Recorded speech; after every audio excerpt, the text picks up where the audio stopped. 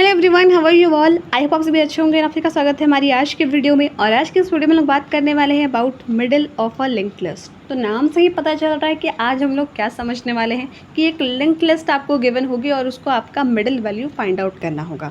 तो please middle word सुनते ही यहाँ पर बाइनरी सर्च का मिडिल वाला फंक्शन यूज़ मत करिएगा। वैसे दोनों सेम ही है, बट यहाँ पर तरीका थोड़ा डिफरेंट है क्वेश्चन को करने का या इस टॉपिक को समझने का। तो ये मैंने आपको पहले ही क्लैरिफाई कर दिया है। तो यहाँ पर आपको दो नोट्स मिल रहे होंगे। एक आपका इवन वैल्यू स्टोर किया है 6, यानी 6 तक वैल्यू स्टोर्ड है ना, तो 6 आपका इवन नंबर है।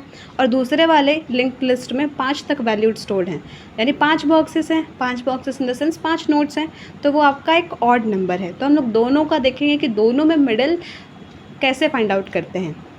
तो एक तो बेसिक तरीका होता है हमारा, जो हम लोग ब्रूट फोर्स अप्रोच कहते हैं, कि अपने माइंड से कुछ डेटा रिकॉल करके पता करना कि इस दोनों नोड में, इन दोनों नोड में कौन सा मिडिल वाला वैल्यू है। अगर इवन नंबर है तो इवन नंबर में आपका 2 मिडिल वैल्यूज़ आते हैं। अगर ऑड है तो वहाँ तो बात ही क्लियर है कि आपने अगर इक्वल डिस्ट्रीब्यूशन कर दिया, मान लीजिए एक तरफ 1 2 को रख दिया और दूसरी तरफ 4 5 को, तो बीच में बचा कौन, 3, तो वो आपका मिडिल हो जाएगा। क्यों? क्योंकि बाकी जो भी दोनों साइड में वैल्यूज़ हैं वो इक्वली डिवाइड हैं, बस एक बच गया है बीच में, तो उसको हम लोग बोलेंगे मिडिल।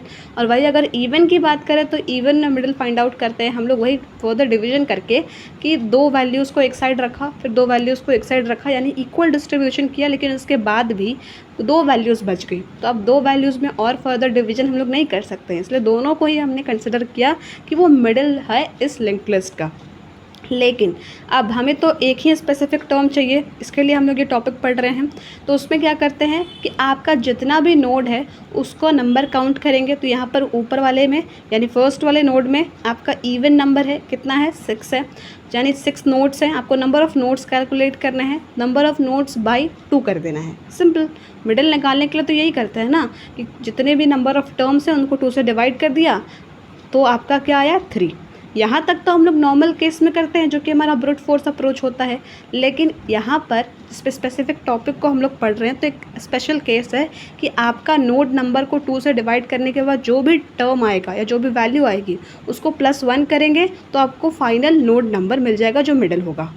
सो आई थिंक आपको इतना क्लियर हो गया होगा। सेम हम लोग दूसरे वाले नोड में भी करते हैं। यहाँ 5 है, 5 को 2 से डिवाइड किया तो हम लोग 2.5 आता है, लेकिन हम लोग छोटी वैल्यू कंसिडर करेंगे, 2 लेंगे, क्योंकि डेसिमल में लेंगे तो फिर आपको परफेक्ट नोड नंबर कैसे मिलेगा कि यही नोड नंबर आपका मिडिल टर्म है। तो 2 आया। अब बाय डिफ़ॉल्ट रूल के अकॉर्डिंग क्या होता है, +1 करेंगे तो थर्ड नोड। तो ऑड वाले में तो बहुत ज़्यादा अच्छे से क्लियर हो गया कि यहाँ पर जो आपका थर्ड नोड है वो आपका मिडिल बनेगा। ये हम ब्रूट फोर्स से भी पता लगा रहे थे, लेकिन मिडिल वाले में दिक्कत आ रही है। अगर आप सोच रहे हैं कि यहाँ पर तो ब्रूट फोर्स से 2 आ रहे हैं, लेकिन अगर फॉर्मूला से देखें, +1 करके देखें, तो आपका 4th नंबर का नोड आ रहा है।